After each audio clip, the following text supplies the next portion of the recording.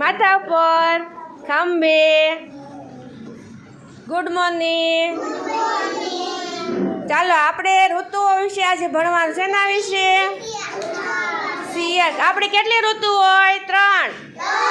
શિયાળો, ઉનાળો, ચોમાસું. તો શિયાળામાં આપણે કેવા કપડાં પહેરીએ? ગરમ. શું પહેરીએ? જર્સી, શાલ, સ્વેટર, હાથના મોજા, પગના મોજા, એ બધું પહેરીએ. અને શિયાળામાં કેવા રોગ થાય? તાવ આવે, શરદી, ઉધરસ, એવું બધું થાય ને. શિયાળામાં ઠંડુ ખવાય નહીં તો શું થાય? શરદી ઉધરસ થઈ જાય. બરોબર. શિયાળા પછી શું આવે? ઉનાળો. ઉનાળામાં કેવા કપડાં પહેરીએ આપણે? સૂત્ર, કોટનના.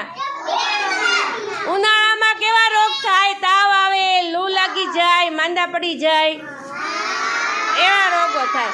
પછી શું આવે? ચોમાસું. ચોમાસામાં શું થાય? વરસાદ આવે. તો વરસાદથી બચવા આપણે શું પહેરીને જવાનું? છત્રી, રેનકોટ. વરસાદમાં પલ્લીની માટી કરવાનું ને બધું. હા. અને બહાર કેવું હોય? ખાબોચિયા, ખાડા, કીચડ, કાદવ એવું થઈ જાય ચોમાસામાં. ચોમાસામાં આપણે ધ્યાન રાખવું પડે ને આપણું. નકર માંદા વધારે ચોમાસામાં પડી જવાય. ચોમાસામાં ગંદકી થાય તો શું થાય? મચ્છર માખીનો ઉદ્ભવ વધારે થાય, તો રોગચાળો વધારે થાય. તો આપણે ધ્યાન રાખવાનું હોય. ચાલો હવે બધા બાળકો તાળી પાડજો. એક